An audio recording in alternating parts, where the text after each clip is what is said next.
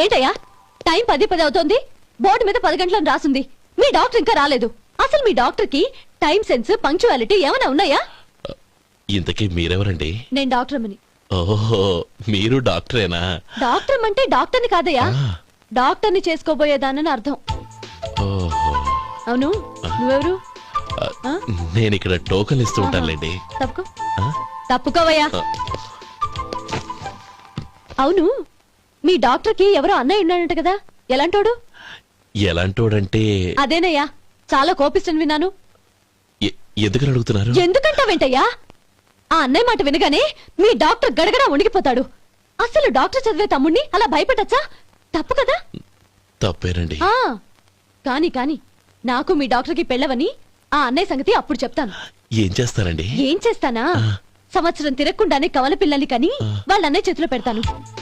వాళ్ళకి 5 సంవత్సరాలు వచ్చేసరికి ఆయన్ని బాగా మొట్టికెళ్ళేస్తారు. అలా నా కసి తీర్చుకుంటాను.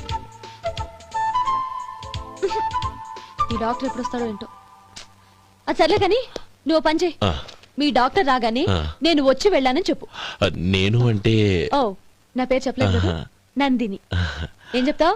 అదేనండి, నందిని గారు వచ్చి వెళ్ళారు అని చెప్తాను. గుడ్, పైకి వస్తావు.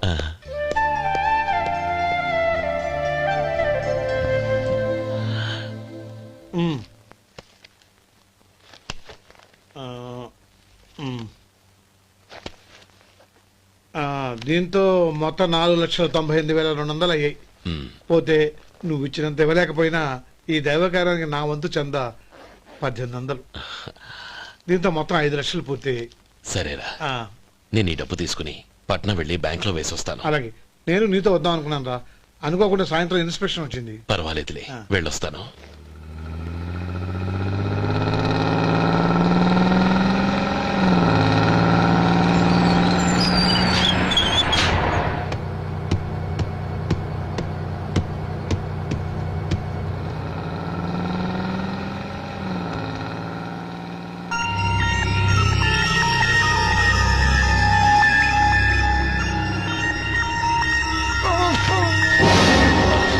అయ్యో, మూర్ఛ మూర్ఛ, బసాపండి బసాపండి. ఇదిగోండి తాళం చేతులు బుద్ధి, ఈ తాళాలు చేతిలో పెట్టండి. వీటి వల్ల ప్రయోజనం లేదు. 4 ఖర్చుకోకుండా పళ్ళ మధ్య పెట్టడానికి గట్టిగా ఏదైనా ఉంటే ఇవ్వండి. ఇదిగో ఇది చూడండి.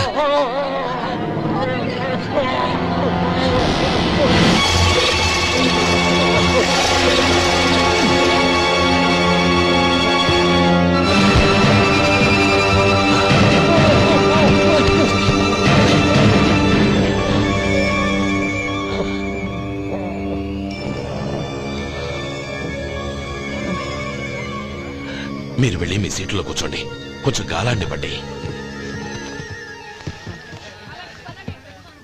ఇప్పుడు ఎలా ఉంది బాబు?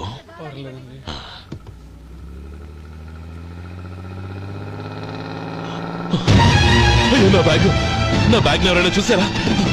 అందులో 5 లక్షలు ఉన్నాయి. నా బ్యాగ్ వెంటనే బస్తాపండి, ఎవరిని కింద దిగవద్దు, అందరినీ చెక్ చేయండి. నా అంచనా తప్పు కాలేదు. వాడి మంచితనమే వాడిని దెబ్బకొట్టింది. మన వాళ్ళని పంపించి గుడి తాలూకు డబ్బు కొట్టేశాడని పోలీస్ కంప్లైంట్ ఇవ్వండి. ఇప్పుడు ఆ స్టేషన్లో ఎస్ఐ వాడి తమ్ముడే. వాడే వెళ్ళి వాడి అన్నయ్యని అరెస్ట్ చేసి వీధుల్లో నడిపించుకు తీసుకురావాలి. అది నేను కళ్ళారా చూడాలి, మనసారా సంతోషించాలి.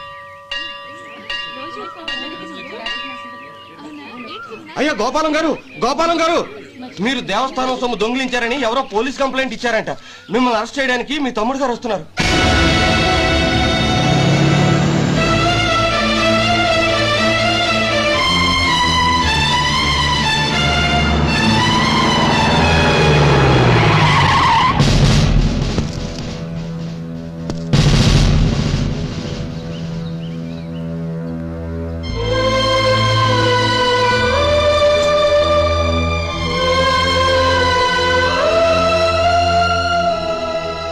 చూడు గోపి, ఎప్పుడు నువ్వు ఉద్యోగంలో చేరావో అప్పుడే తనా పరానే తేడా మర్చిపోవాలి.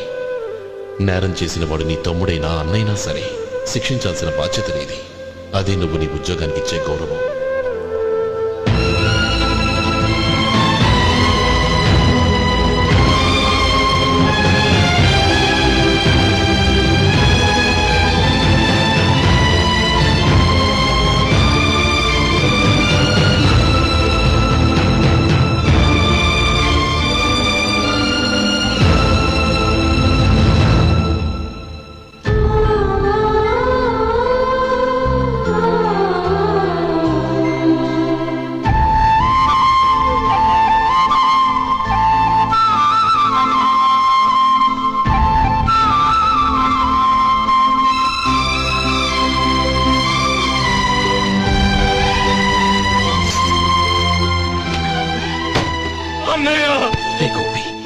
ఏమిట్రా ఇది?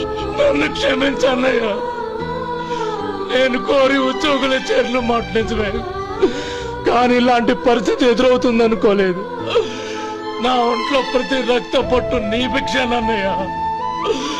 నిన్ను అవమానపరిచి ఉద్యోగం నిలబెట్టుకునే బదులు నా ప్రాణాలను వదులుకుంటారు, కానీ ఈ పని మాత్రం నేను చేయలేనన్నయ్య.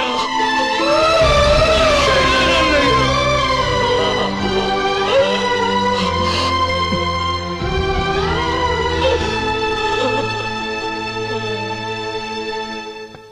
ఏరా, ఇన్నేళ్లు కష్టపడి సంపాదించిన ఉద్యోగానికి రాజీనామా చేస్తావా?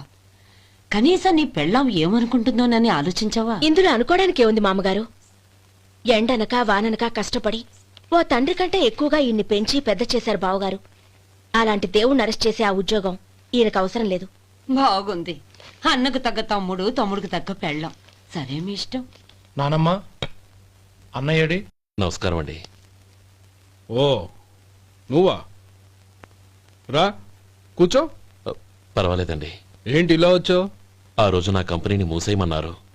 ఇప్పుడు నేను మూసేయడానికి సిద్ధంగా ఉన్నాను. దానికి ప్రతిఫలంగా నాకు 5 లక్షలు కావాలి.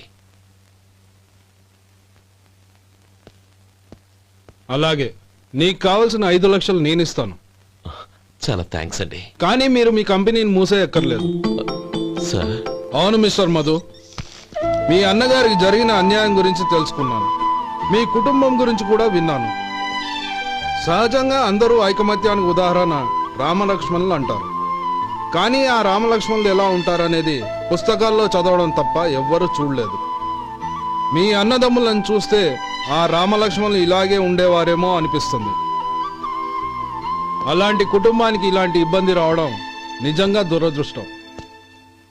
రామునికి హనుమంతుల్లా కాకపోయినా ఏదో ఉడతా భక్తిగా నా వల్ల వీలైన సహాయం ఈ 5 లక్షలు తీసుకో. మీ కంపెనీ పేరు మీదే అన్ని సరుకులు తయారు చేయండి.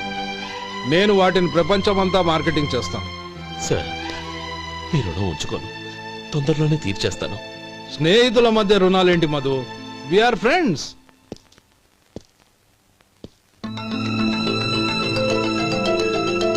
ఏంటో అక్కడ ఆగిపోయావు?